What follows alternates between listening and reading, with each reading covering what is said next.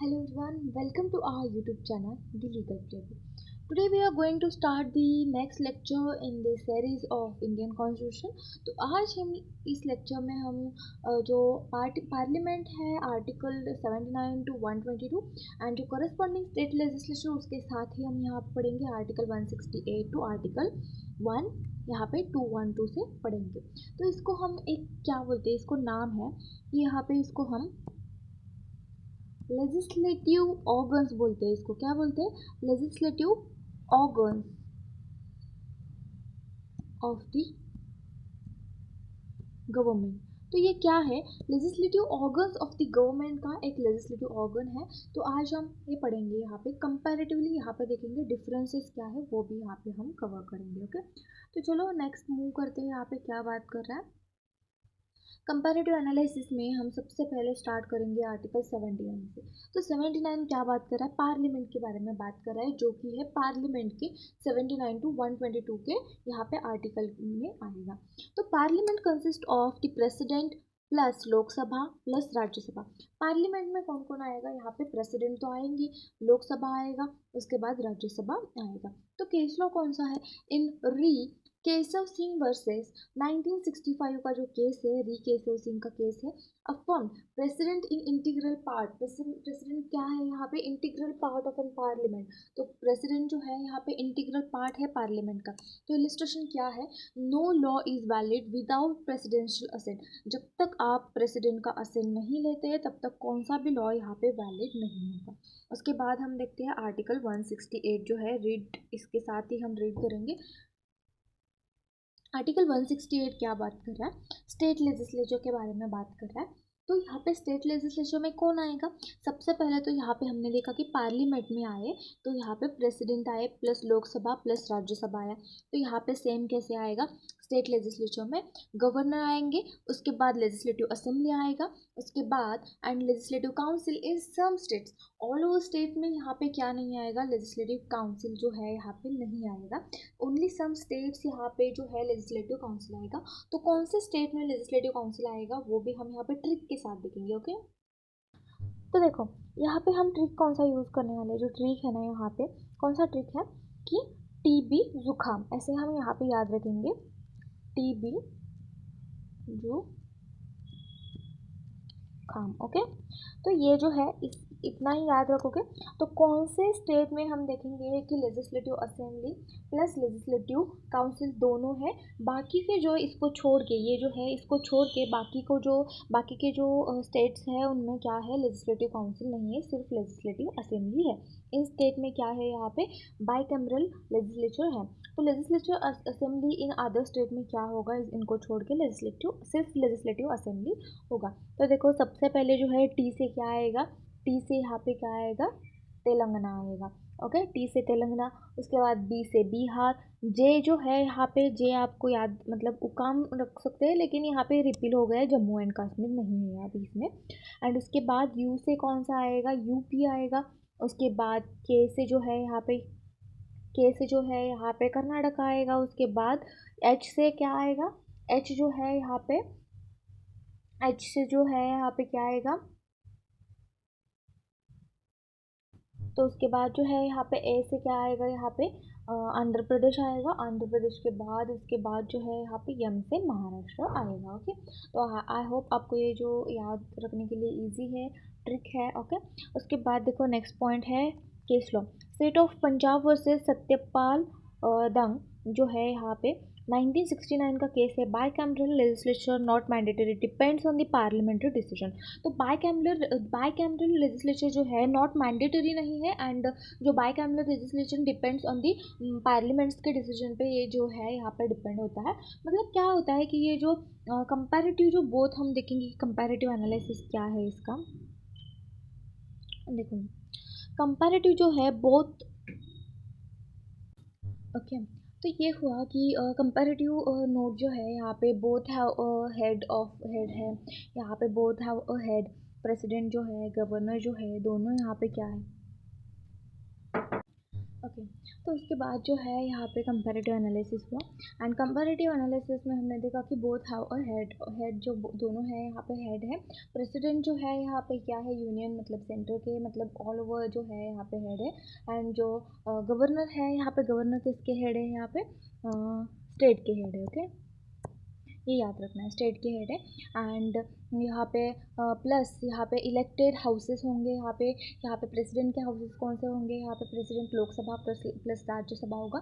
And यहाँ पे governor कौन सा आएगा, यहाँ पे जो है यहाँ पे legislative council plus legislative assembly. हमने और एक पॉइंट देखा यहाँ पे कि लेजिस्लेटिव असेंबली जो है यहाँ पे ऑल ओवर इंडिया में लेजिस्लेटिव असेंबली रहती है, लेकिन लेजिस्लेटिव काउंसिल जो है आपको अगर नहीं चाहिए, मतलब जो है यहाँ पे 2/3 मेजोरिटी 1/3 मेजोरिटी जो स्पेशल मेजोरिटी है वो पास करके वो डिसॉल्व कर सकते हैं। ओके, तो हमने यहाँ पे ट्रिक भी याद किया था, कौन सा ट्रिक है यहाँ पे, ट्रिक है यहाँ पे याद रखने के लिए कौन सा है यहाँ पे ट्रिक कि लेजिस्लेटिव काउंसिल जो है यहाँ पे, लेजिस्लेटिव काउंसिल प्लस यहाँ पे लेजिस्लेटिव असेंबली जो है दोनों एक स्टेट में है, तो कौन सा है यहाँ पे, टीबी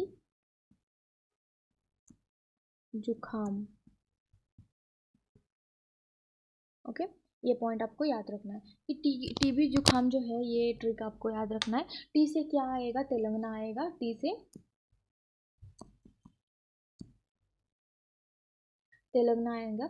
उसके बाद बी से जो है यहाँ पे बिहार आएगा। टी से क्या आएगा यहाँ पे, टी से टीबी जुखाम, टी से तेलंगाना आएगा, बी से बिहार आएगा, जे से जम्मू एंड कश्मीर आएगा, लेकिन जम्मू यहाँ पे अब नहीं है, यहाँ पे वो पार्ट में नहीं आएगा। उसके बाद जो है यहाँ पे यू से यूपी आएगा। उसके बाद जो है के से कर्नाटका आएगा, ए से आंध्र प्रदेश आएगा यहाँ पे, एंड एम से महाराष्ट्र आएगा। ओके, आई होप आपको ये जो ट्रिक है यहाँ पे समझ आया होगा। उसके बाद अदर जो स्टेट है उनको छोड़ के ये जो स्टेट है यहाँ पे लेजिस्लेटिव असेंबली होगी, सिर्फ लेजिस्लेटिव असेंबली मतलब विधानसभा होगी यहाँ पे। ओके, आई होप आपको ये पॉइंट समझ आया होगा। उसके बाद मूव करते हैं नेक्स्ट पॉइंट पे।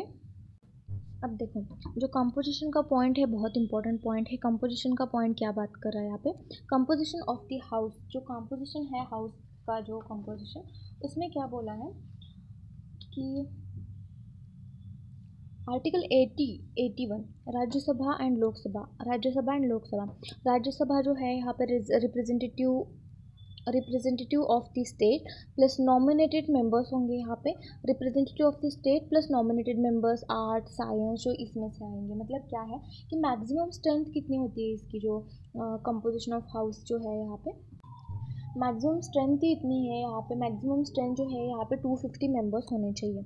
मैक्सिमम स्ट्रेंथ कितनी होनी चाहिए, 250 मेंबर्स कहाँ पे होने चाहिए, लेजिस्लेटिव जो काउंसिल है यहाँ पे, मतलब composition of council of state जो है यहाँ पे वो होने चाहिए। ओके, काउंसिल ऑफ स्टेट में 250 मेंबर्स होने चाहिए। ओके, उसके बाद जो है यहाँ पे Lok Sabha directly elected by the people, Lok Sabha में जो है यहाँ पे directly elected by the people.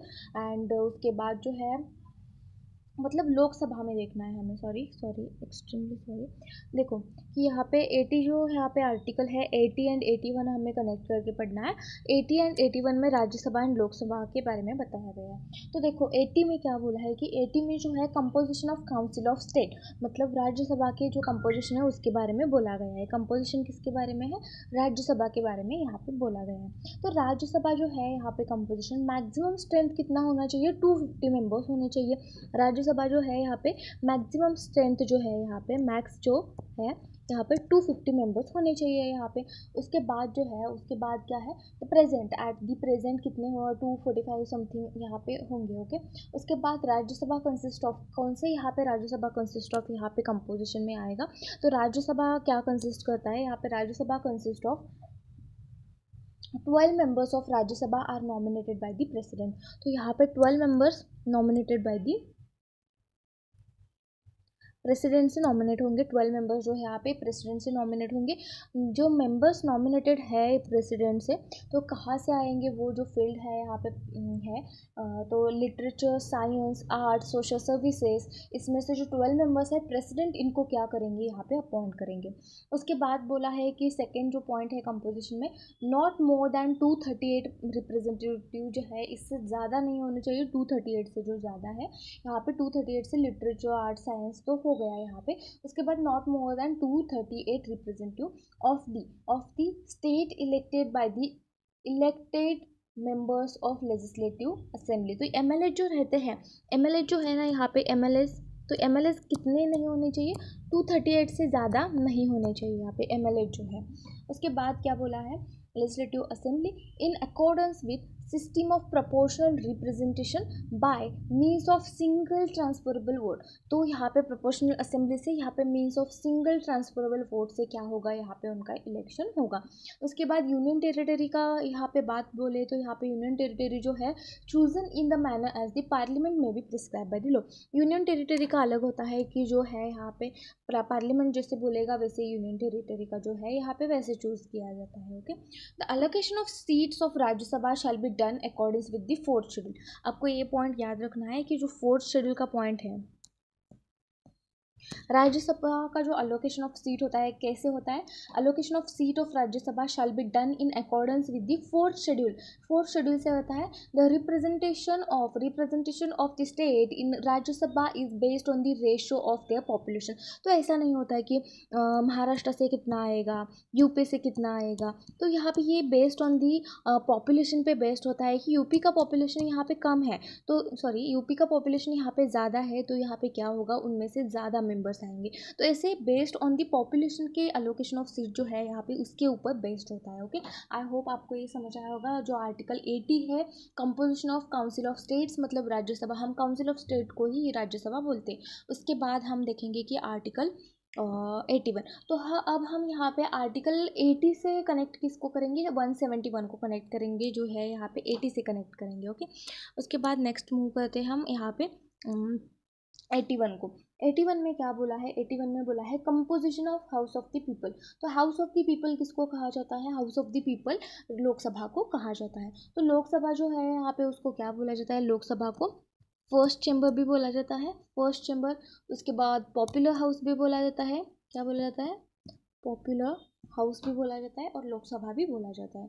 तो लोकसभा में क्या होता है, लोकसभा जो है यहाँ पे कंसिस्ट ऑफ मैक्सिमम 530 मेंबर्स जो है यहाँ पे वो कंसिस्ट करते हैं। मैक्सिमम जो स्ट्रेंथ है यहाँ पे 530 मेंबर्स होंगे यहाँ पे। ओके, उसके बाद जो यहाँ पे बताया गया है by direct election from the territorial constituencies in the states and जो मैक्सिमम यहाँ पे 20 members to the represent the union territory से आएंगे। यहाँ पे मैक्सिमम जो 20 मेंबर्स है यूनियन टेरिटरी से आएंगे। Okay, chosen in the manner of the parliament by law provided. तो so maximum strength of the Lok Sabha is 550 members होगा, जो लोकसभा का मैक्सिमम स्ट्रेंथ है वो, and the present strength of the Lok Sabha 543 something यहाँ पे है। तो एंग्लो इंडियन का जो पॉइंट था यहाँ पे, एंग्लो इंडियन जो है वो अब रिमूव किया गया है, जो है एंग्लो इंडियन। तो यहाँ पे जो है एंग्लो इंडियन का मतलब क्या होता है कि जो यूके रहता है, मतलब यूरोपियंस जो रहते हैं ना यूके, तो यहाँ पे England, Scotland, Wales, North Ireland के जो यहाँ पे रहते लोग रहते थे, उनको जो यहाँ पे 12 यहाँ पे मेंबर्स जो है यहाँ पे उनको एंग्लो इंडियन को 2 मेंबर्स यहाँ पे क्या रिजर्वेशन रहता था यहाँ पे, तो अब वो हटाया दिया गया। एंग्लो इंडियन जो है एंसेस्टर्स फ्रॉम द यूरोपियंस के एंसेस्टर्स रहते हैं। ओके, 104 जो अमेंडमेंट है यहाँ पे उससे रिमूव किया गया। 2 सीट्स जो है यहाँ पे रिप्रेजेंटेटिव रिजर्वेशन किया जाता था। ओके, आई होप आपको ये पॉइंट समझ आया होगा। 80 एंड 81 हम मूव करेंगे 170 एंड 171 को। ओके ओके, तो इसके बाद हम पढ़ेंगे यहाँ पे 84 जो है यहाँ पे वो पढ़ेंगे, फिर आगे जाएंगे।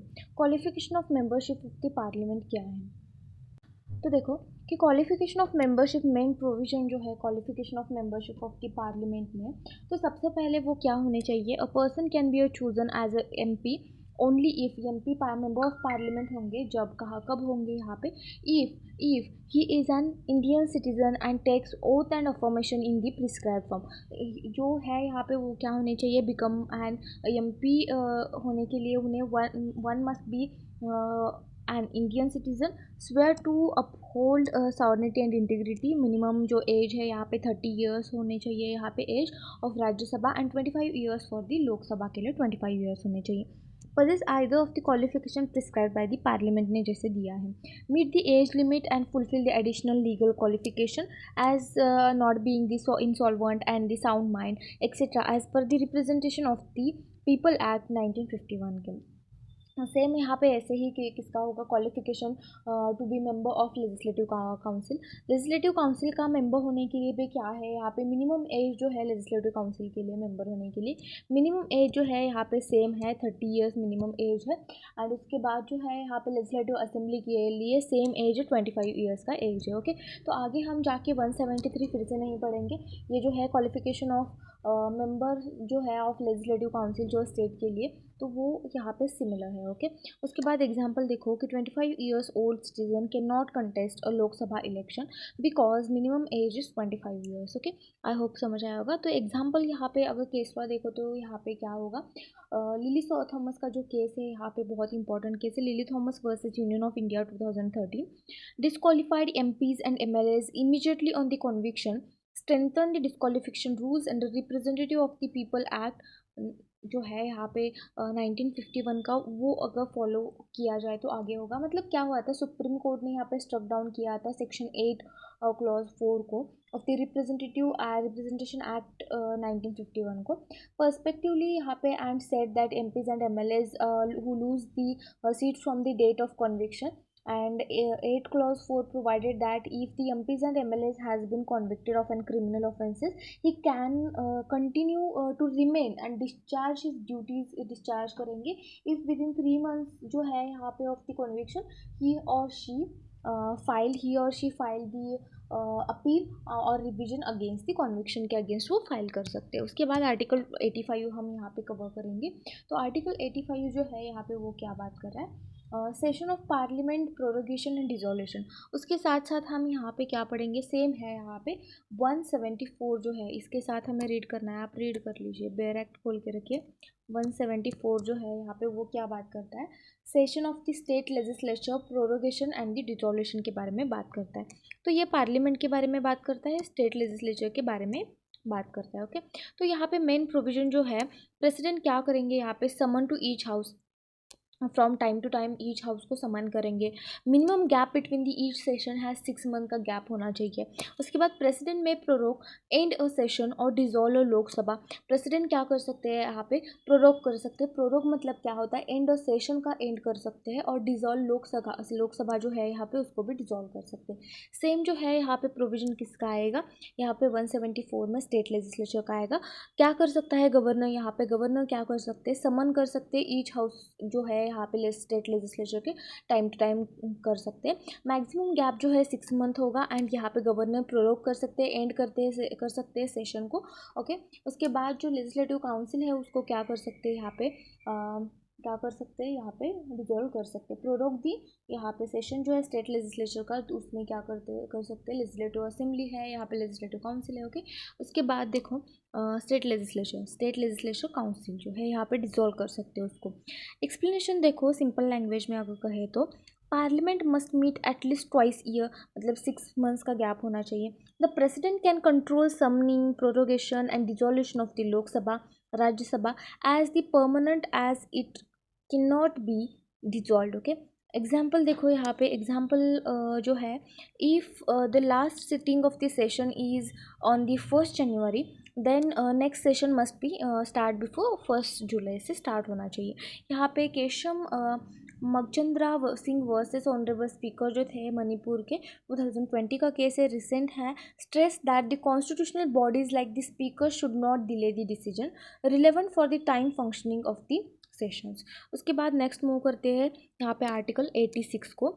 आर्टिकल 86 को हमें रीड करना है विथ आर्टिकल 175 से रीड करना है। यहाँ पे 175 जो है यहाँ पे क्या बात कर रहा है, right of governor to address and send the messages to the houses और हाउस। तो यहाँ पे वही राइट जो है यहाँ पे प्रेसिडेंट को होगा, एड्रेस करेंगे, send the messages to the houses को यहाँ पे सेंड करेगा। तो किस बारे में करेंगे, president can address either house और बोथ हाउस टुगेदर। प्रेसिडेंट क्या कर सकते हैं, आइदर हाउस को यहाँ पे एड्रेस करेंगे और बोथ हाउस को एड्रेस कर सकते हैं।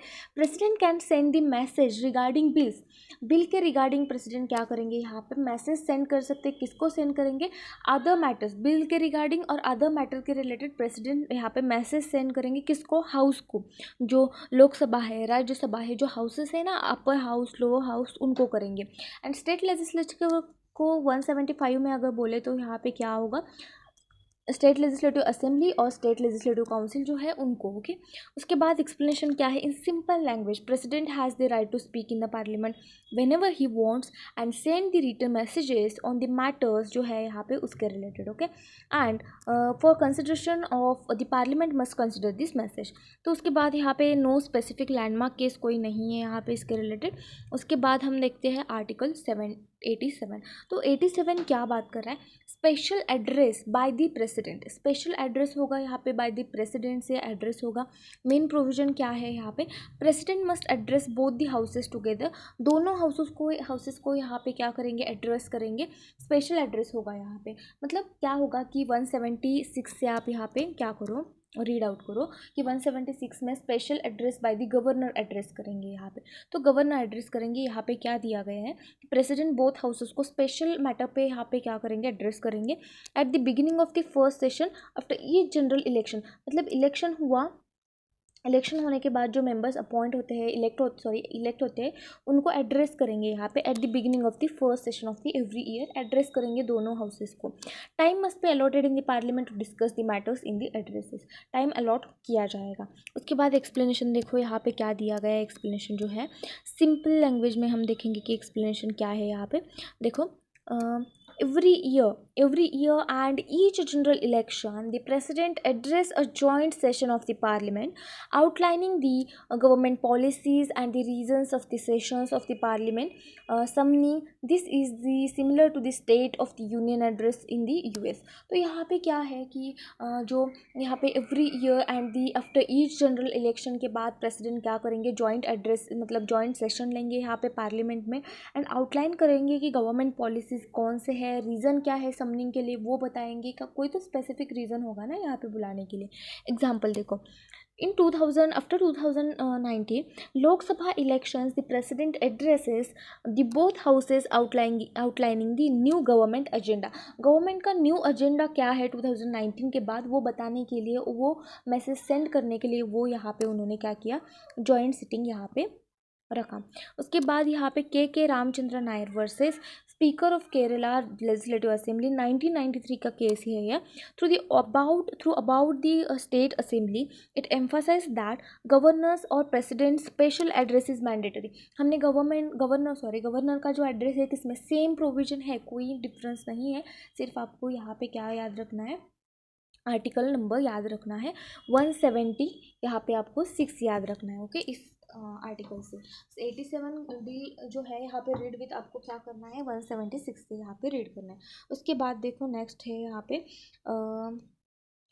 आर्टिकल 88 क्या बात कर रहा है। आर्टिकल 88 जो है rights of the ministers, rights of the ministers जो है यहाँ पे उनके राइट्स बताए गए हैं।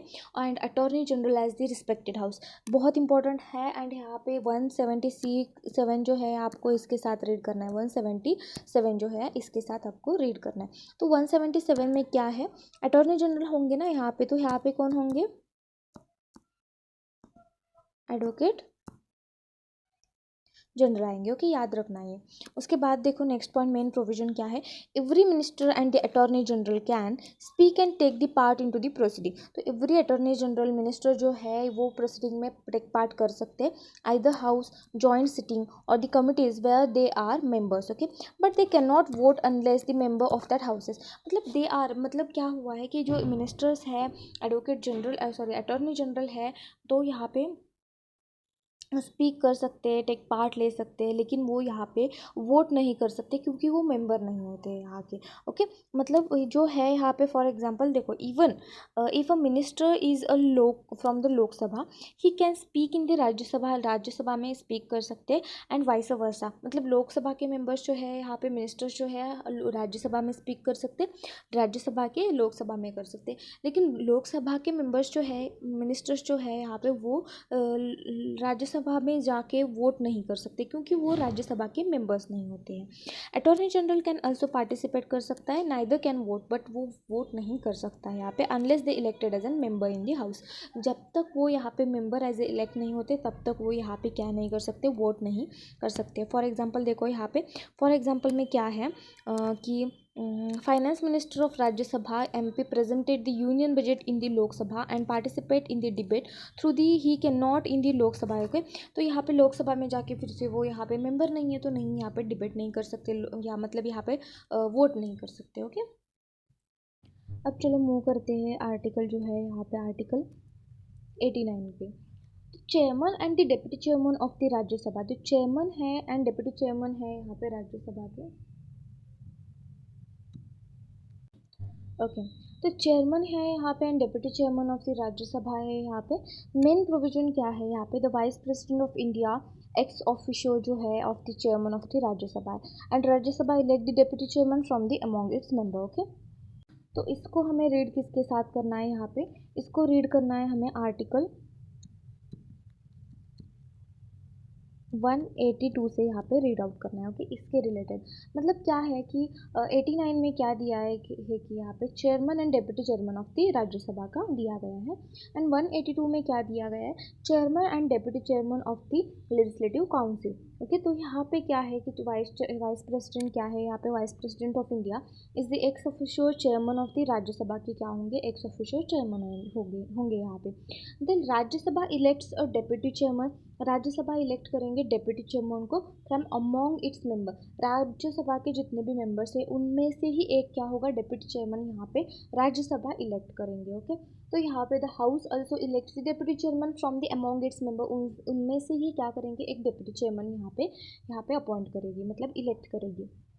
उसके बाद जो है एज द वाइस प्रेसिडेंट मतलब जो वाइस प्रेसिडेंट है यहाँ पे as the vice president presiding officer of the Lok Sabha मतलब presiding officer of the Rajya Sabha के प्रिसाइडिंग ऑफिसर हो गए. कौन होंगे यहाँ पे? Vice president is not the member of Rajya Sabha. Okay, but वो मेंबर नहीं होंगे राज्यसभा के, प्रिसाइडिंग ऑफिसर होंगे बट मेंबर.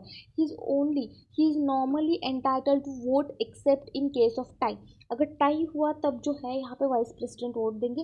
अदरवाइज जो मेंबर नहीं है वो वोट नहीं दे सकते. अभी हमने देखा तो वो यहाँ पे मेंबर वाइस प्रेसिडेंट क्या नहीं कर सकते यहाँ पे मतलब यहाँ पे क्या नहीं करेंगे? वोट नहीं देंगे जब तक टाई नहीं होता. टाई होगा तो यहाँ पे क्या करेंगे? वोट देंगे. ओके ओके, ये हुआ 89 जो हमारा आर्टिकल है 89 का वो. तो यहाँ पे सिंपल इतना ही है कि vice president automatically becomes chairman of the Rajya Sabha. तो vice president chairman of the Rajya Sabha होंगे by virtue of his office. No separate election needed यहाँ पे नहीं होगा क्योंकि नॉर्मली जो है यहाँ पे वाइस प्रेसिडेंट जो प्रिसाइडेड ओवर द राज्यसभा में होते हैं is not a member of Rajya Sabha, is normally not entitled to vote except tie होगा तभी वो यहाँ पे क्या होंगे? यहाँ पे वोट करेंगे. उसके बाद एग्जाम्पल देखो. Just like a principal is automatically the head of a school, the vice president is automatically head of the Rajya Sabha. Rajya Sabha के ऑटोमेटिकली वाइस प्रेसिडेंट क्या होंगे? हेड होंगे. But teachers elect a vice president. Vice principal को क्या करेंगे यहाँ पे? Teachers elect करेंगे मतलब डेप्यूटी चेयरमैन होगा टू हेल्प और सब्सटीट्यूट हिम. ओके, तो टीचर्स को हेल्प करने के लिए और टीचर्स को नहीं यहाँ पे प्रेसिडेंट को हेल्प करने के लिए तो यहाँ पे कौन होगा? वाइस प्रेसिडेंट होगा. ओके, केस लॉ था यहाँ पे किहोतो होलोहान वर्सेस जिचिलू का जो केस है यहाँ पे 1992. आप कैसे भी यहाँ पे प्रोनाउंस करें तो देखो कि यहाँ पे स्पीकर और chairman decision under the 10th schedule में होगा. एंटी डिफेक्शन लॉ है यहाँ पे is the subject to the judicial rule. Anti defection law क्या है यहाँ पे? देखो स्पीकर क्या बोला गया है यहाँ पे कि जो स्पीकर है स्पीकर एंड चेयरमैन डिसीजन जो है under the 10th schedule anti defection law is subject to the judicial review को क्या होगा? यहाँ पे सब्जेक्ट होगा. ओके, तो यहाँ पे ऐसे बोला गया है. तो यहाँ पे हमें क्या बोलना है? देखना है कि एंटी डिफेक्शन लॉ क्या होता है. तो बेसिकली जो एंटी डिफेक्शन लॉ जो है यहाँ पे क्या होता है? देखो कि एंटी डिफेक्शन लॉ जो है वो लॉ है जो कि चुने हुए सांसदों जो है यहाँ पे और विधायकों को दल बदल जो पार्टी स्विचिंग करते हैं ना मतलब इस पार्टी से उस पार्टी से उस पार्टी में जाना उसको रोकता है. यानी कि कोई भी सदस्य मतलब इलेक्शन जीत कर अपनी पार्टी बदल कर दूसरी पार्टी में नहीं जा सकता या पार्टी के खिलाफ जाकर वोट नहीं कर सकता. इसका इतना ही मीनिंग है. ओके, उसके बाद देखते हैं हम क्या है आर्टिकल 90. आर्टिकल 90 क्या बात कर रहा है? इसका ये जो है ना यहाँ पे इसको हम रीड विथ किससे करना है? हमें आर्टिकल 182। तो 182 में क्या दिया गया है, chairman and deputy chairman of the legislative council. तो इतना ही है इसमें भी, chairman and deputy chairman both of them are elected by the chambers of the legislative council from amongst themself. उनमें से ही यहाँ पे चेयरमैन एंड डिप्टी चेयरमैन को इलेक्ट किया जाएगा, and they are considered as the member of legislative council. यहाँ पे हमने देखा है कि मेंबर नहीं होंगे, लेकिन ऑलरेडी ये क्या होंगे, अमॉन्ग इट्स मेंबर, मतलब इसमें इसमें क्या होंगे, लेजिस्लेटिव काउंसिल में। तो यहाँ पे among considered as an members of legislative council होंगे वो मेंबर। ओके, उसके बाद नेक्स्ट मूव करते हैं हम आर्टिकल नंबर 90। तो आर्टिकल 90 जो है यहाँ पे वो क्या बात कर रहा है, आर्टिकल 90 हमें रीड करना है आर्टिकल 183 के साथ। तो आर्टिकल 90 जो है यहाँ पे वो क्या बात कर रहा है, देखो